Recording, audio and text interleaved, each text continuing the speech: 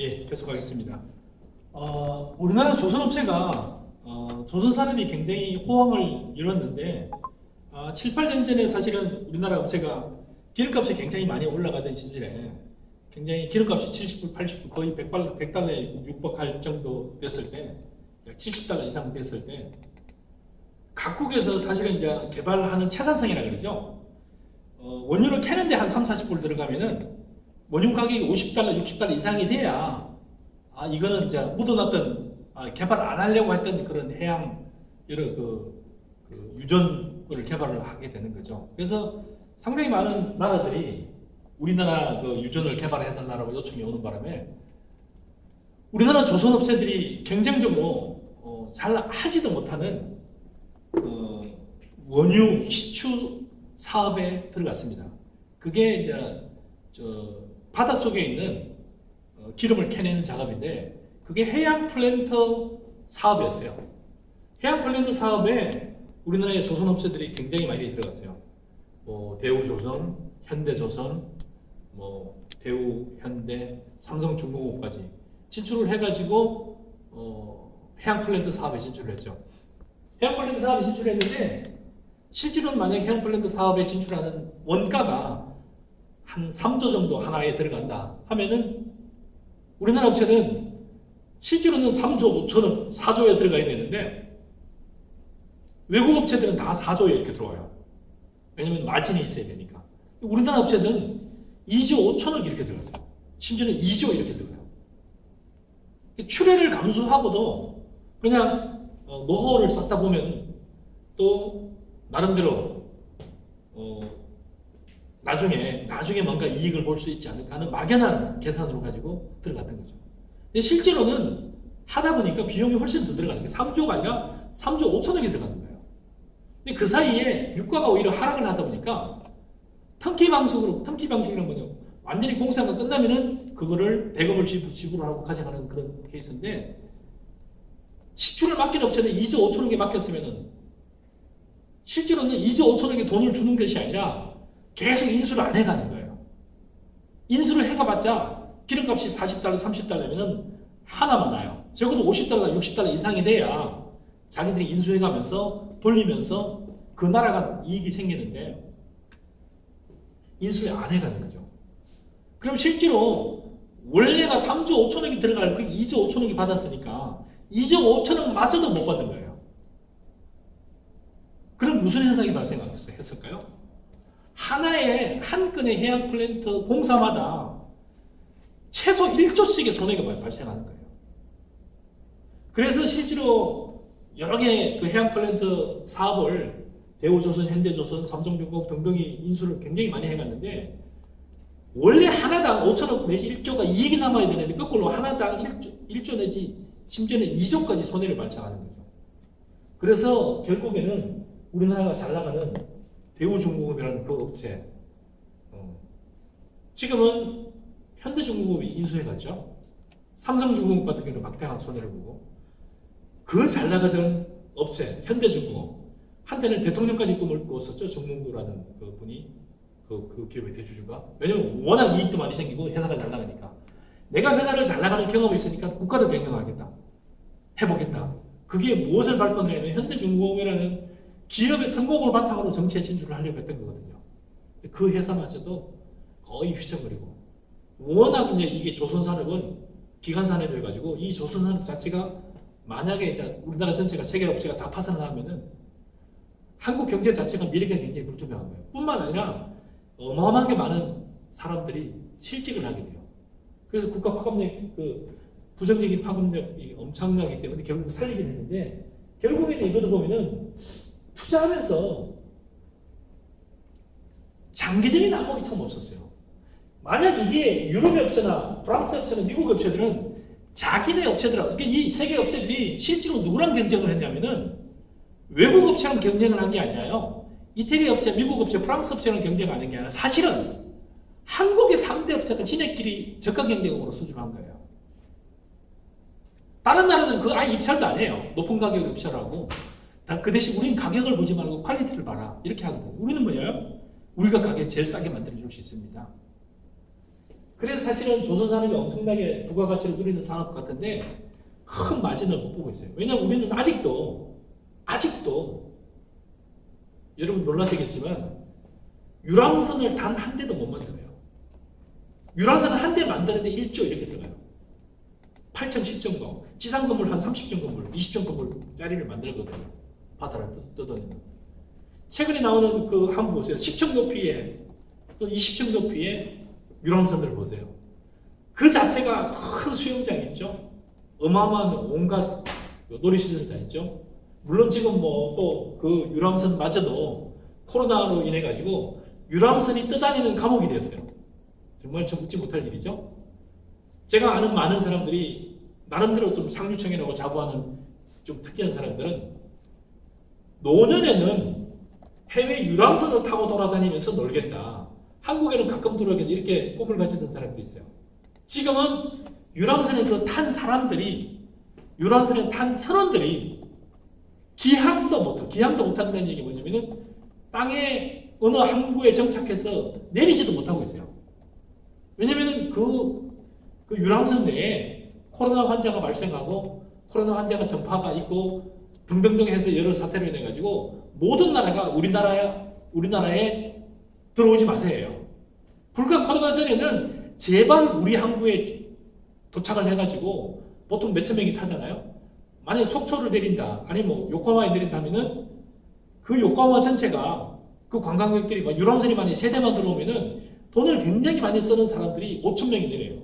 5천 명이 세대가 되면 15,000명이 내리면은 그 지역에 대단히 긍정적인 경제적 효과를 가져올 거 아니에요. 근데 그 유람선마저도 지금은 뭐예요? 기피 대상이에요. 제발 우리 항구에 정착하지 마세요. 정착하더라도 사람은 절대 내리지 마세요. 내가 필요하다 그러면 물은 팔 텐데, 물은 공급해 주겠지만 우리 항구에 내리고 사람 한 명도 못 내립니다. 경찰이 막 철동같이 막고 그래요. 제발 내리지 마라. 물론 유람선 사업 자체도 지금 굉장히 힘들어졌지만 어쨌든 유람선을 만드는 그 기술마저도 우리나라는 아직 못 만들어요. 우리가 만드는 게 뭐냐? 주로 뭐 유조선, 큰 벌크선, LNG선 이런 거예요. 그래서 조선산업의 그 업앤다운을 보면서 굉장히 좀 가슴 아픈 부분들이 있어요. 조선산업의 앞선 산업이 또 뭐였냐면 반도체 산업이에요. 우리나라 반도체 산업을 처음으로 시작을 했는데 LG 반도체, 현대 반도체, 삼성 반도체 업체들끼리 경쟁을 하는 거예요. 그래서 또 국제사회에서도 우리나라 업체들끼리 싸우면서 IMF를 맞이하니까 더더욱 이 세계 업체가 다 망하게 되었어요. 그래서 할 수 없이 어떻게 됐어요? 결국에는 LG가 반도체를 포기하는 등등등. 그래서 실제로 보면은 상당히 많은 기업들이 관점 자체가 장기적인 부분이 좀 없는 게 아닐까. 그 다음에 통찰력. 삼성이라는 업체가 그나마 지금까지 유지하는 것은 이건희라는 회장께서 통찰력을 발휘해가지고 반도체라든지 등등 몇 개 산업을 주도적으로 했던 거죠. 그래서 코로나 이후에 상당히 많은 부분들이 우리 기업인들이나 또 기업을 자문하는 여러 전문가들께서 가져야 될 게 뭐냐면은 결국에는 장기적인 안목, 그 다음에 통찰력. 통찰력은 어디에서 나오느냐? 결국에는 과거와 현재에 관한 정확한 파악부터 시작해요. 사실은 이제 미래를 바라보기가 굉장히 어려워요. 실제로 경제학자들이 실제로 미래를 예측을 잘하는 것 같이 얘기를 하지만 참고로 말씀드리면 경제학자 중에서 부자가 된 사람이 하나도 없다는 우리 교수들끼리 농담을 많이 해요. 케인즈를 제외하고는 경제학자들 중에서는 돈을 번 사람이 하나도 없대요. 이 경제학자의 특징이 뭐냐면 특히 경영학자도 마찬가지지만 분석을 되게 잘해요. 지나간 거를 가지고 분석을 하는 거예요. 실제로 보면은 분석을 굉장히 잘하는 걸 보고 대단히 잘합니다. 그러면 우리 회사의 미래에 대해서 분석해 줘야 되는데 미래는 꽝이에요. 분석을 어떻게 잘하냐면은 예를 들면 이런 거예요. 우리나라가 월드컵 4강을 갔어요. 한국이 4강을 갈 것인가에 관한 예측을 하는 게 아니라 4강을 간 결과를 가지고 한국이 4강을 간 결과를 가지고 한국이 4강을 간 요인이 뭡니까? 라고 분석을 하면은 히딩크의 지도력부터 시작해서 그때 당시에 선수들의 능력이라든지 그것들의 결합이라든지 조직력이라든지 굉장히 쉬워요. 일어나지 않은 일을 가지고 미래는 어떻게 될 것입니까? 했을 때 이 기업은 어떻게 될 것입니까? 했으면 뭐예요? 만약에 그 사람들이 알았으면 어떻게 되겠어요? 그 회사에 투자를 한다든지 그런 류의 회사를 운영한다든지 등등해서 어마어마한 돈을 벌었겠죠. 근데 불행하게도 경제학자들이나 경영학자들은 분석은 잘해요. 만약에 그 사람들이 아마존이 그렇게 뜰 줄 알았으면은 교수가 교수할 때 거기 100만 불만 투자했더라도 몇 년 전에 수천만 불이 되는 거니까 100만 불이 아니라 10만 불만 투자했더라도 교수 연봉이 수십 배가 나오는데 근데 실제로 그렇게 분석을 하고 투자한 교수들은 거의 없어요. 그래서 공평하긴 하지만 그런데 실제로 기업을 경영하는 사람 입장에서는 만약에 통찰력이 없으면은 참 삐삐가 다 무너져 가는데 기존의 핸드폰 자체가 다 없어져 가는데 아직도 핸드폰을 더 잘 만들겠다고 올인을 하고 있다 그러면 어떻게 될까요? 적어도 지는지 뜨는지는 알아야 되지 않겠습니까? 그래서 그런 부분에 관해서 오히려 상당히 기업을 경영하는 사람들 쪽에서도 오히려 모르는 경우가 너무 많아요. 그리고 거의 완전히 위기에 완전히 물에 꼴꼬닥 빠져서 더 이상 회복되기 어려울 쯤 돼서 이거구나. 그건 뭐예요? 거의 죽게 되어서야 내 병명이 그거였구나 이렇게 되는 거예요. 그래서 통찰력을 기르는 거는 결국에는 분석하는 연습들을 계속 반복하는 거예요. 그래서 특히 이제 CEO라든지 경영하시는 분들이 그나마 좀 이게 그 흐름을 읽으려면은 본인이 그런 지식이나 흐름을 파악을 하든지 또는 그런 거와 관련되는 전문가 도움을 받든지 또는 그와 관련된 자료라든지 세미나라든지 이런 계속 참석을 하든지 그런 쪽에 연구를 하는 학자들이나 여러분 연구가들도 마찬가지예요. 그래서 결국에는 여러분 자신이 자료를 본다든지 또 세미나를 참석해 본다든지 또 전문가의 조언을 들어본다든지 그러다 보면 그게 뭐가 되겠어요? 그게 결합이 되고 융합이 되다 보면은 뭔가 미래는 어떻게 되어 가겠구나라고 통찰력을 하실 수 있는 거죠. 그래서 지난번에도 한 두어 차례 제가 얘기했습니다만 피터 드루커 같은 경우도 도대체 미래는 어떻게 될 것 같습니까? 피터 드루커가 얘기했던 타임에 관한 얘기, 그 다음에 스페이스에 관한 얘기, 그 다음에 피플에 관한 얘기, 사람에 관한 얘기. 그래서 제가 이걸 갖다 공인이라고 얘기했던 적이 있죠. 그래서 미래는 어떻게 될 것 같습니까? 했을 때 피터 드루커는 앞으로의 미래는 타임을 한번 살펴봐라. 타임이라는 게 뭐냐면은 인구와 연령 구조가 어떻게 되어 가는지를 인구 연령 구조는 갑자기 딱 나타나는 게 아니에요. 인구가 점점점 늘어난다든지 줄어든다든지 아니면은 연령 구조 자체가 우리나라 같으면은 노령 인구가 급격하게 증가를 한다든지 그 대신 태어나는 인구는 굉장히 줄어들죠. 제가 1960년대 중반 태어났는데 그때 당시 보통 80만에서 90만 명이 계속 태어나는 세대거든요. 그럼 지금은 33만 명이 태어나고 있어요. 저희가 태어났던 때보다 3분의 1이 태어나고 있어요. 그럼 저희 같은 또래들은 386 세대, 그 세대들은 굉장히 많은 연령을 차지하고 있는데 현장 일하는 전선에서는 점점 더 후퇴를 하고 있죠. 그 반면에 젊은 애들 같은 경우는 지금 태어나는 아이들 불과 30만 명이에요. 그 우리나라의 인구와 연령 구조는 어떻게 될 것인가? 내가 하고 있는 일 자체가 인구와 연령 구조에 직접적인 영향을 받는 회사면 어떻게 되겠어요? 고민을 해야 되겠죠. 이 산업을 어떻게 할 건지. 인구와 연령 구조가 만약에 내가 하고 있는 산업이 굉장히 노령 산업이면 관계없는데 굉장히 아이들을 대상으로 한 사업이다. 그러면 옛날보다 그냥 가만히 있어도 소비자가 3분의 1로 줄어드는 거예요. 그 다음에 스페이스 부분. 이 부분이 코로나 이후에 가장 많이 변할 수도 있어요. 글로벌라이제이션이거든요. 인터내셔널라이제이션. 이때 당시는 굉장히 무역 장벽을 초월한 다국적 기업이라든지 기업의 전략 같은 것도 기본으로 뭐예요? 아, 이거 여기 생각, 이거 여기. 그러니까 생산 단가가 낮으면 그냥 아무 데나 생산에 조달해서 기업하기 잘한 나라로 나가면 돼요. 근데 지금 코로나 이후 뭐가 됐어요? 나가려고 했더니 심지어는 핸드폰을 공장이 우리나라 삼성 같은 베트남에 있는데 그 핸드폰 공장을 지휘하는 데 가려고 그랬더니 오지 말래요. 중국에 가려고 그랬더니 니네들도 오지 말래요. 그래서 굉장히 많은 우리가 아 이게 시대가 달라졌네 이렇게 된 거죠. 코로나 전에는 베트남에서 국빈 대우를 했어요. 제발 와라. 코로나 생기자마자 절대 안 된다요. 공장이 가동이 안 됩니다. 그건 니네 사정이고.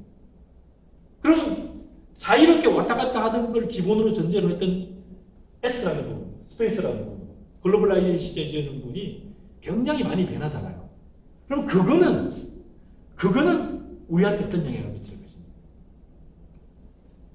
마지막으로 피터 드러가 얘기했던 게 사람이에요. 피터 드러가 했던 거는, 제가 얘기했던 거는 사람들인데 사람들이 다 같은 사람들이 아니고 미래에 필요한 사람들은 전문화된 사람들이 필요한다 이렇게 봤는데 저는 그래서 전문화된 사람들 가장 우수한 사람들이 어디로 가려고 하는지 그리고 나 자신이나 개개인들도 회사 내에서도 전문화된 사람과 그렇지 않은 사람의 월급이 1000배가 차이 나요.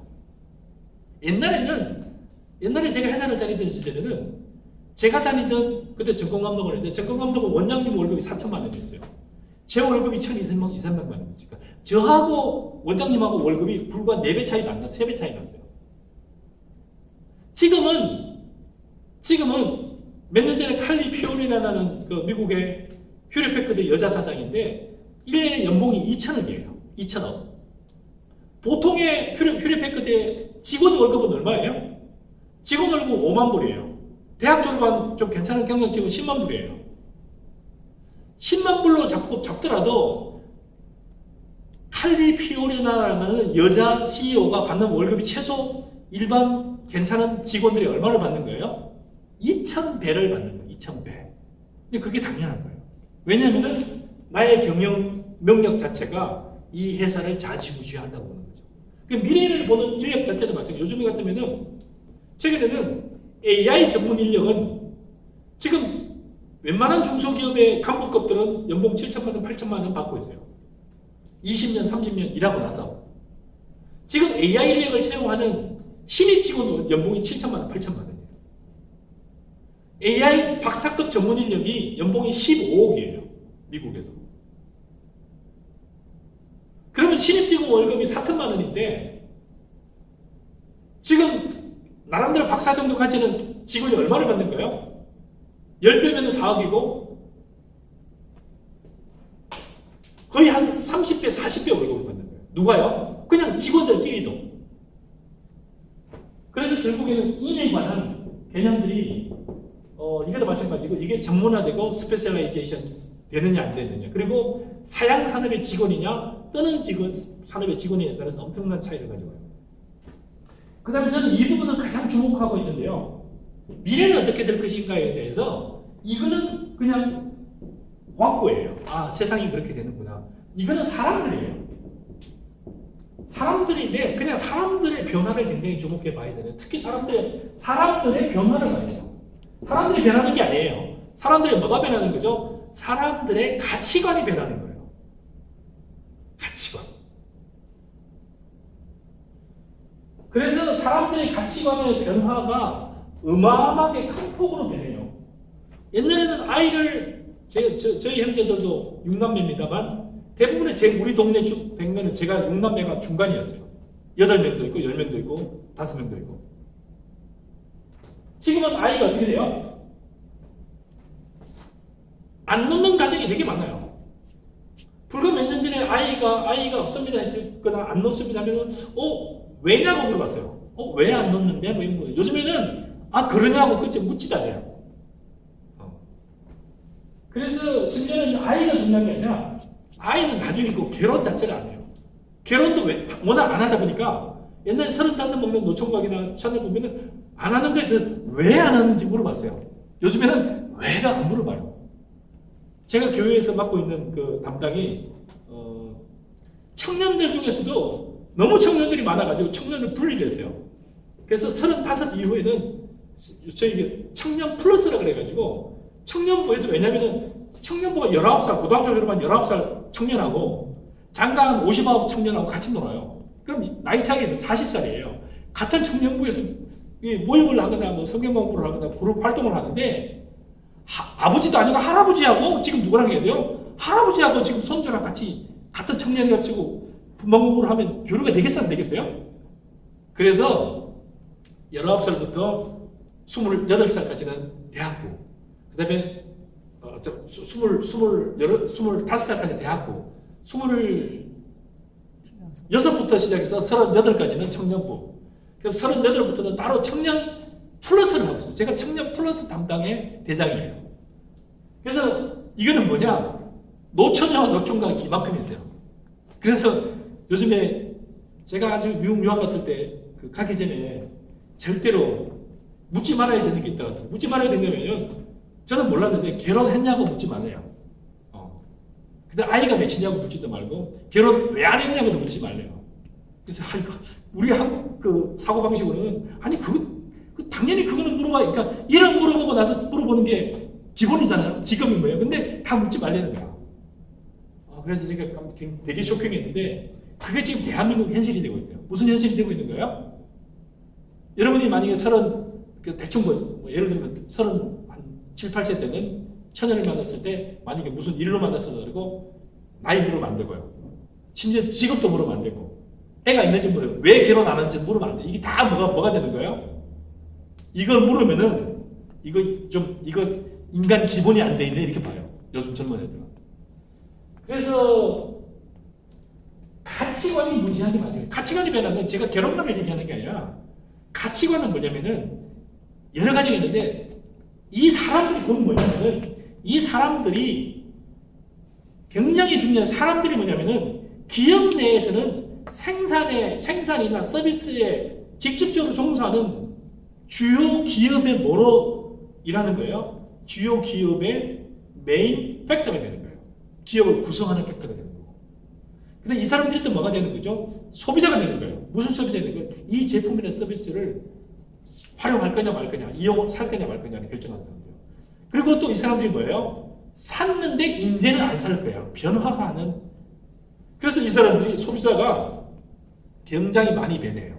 옛날에는 이것 때문에 샀는데 옛날에는 이것 때문에 안 사게 돼요. 그래서 실제로 보면은 소비자들의 그 변화들. 그냥 단순히 소비자라만 볼 것이 아니라 저는 한국 경제를 바라보는 입장에서는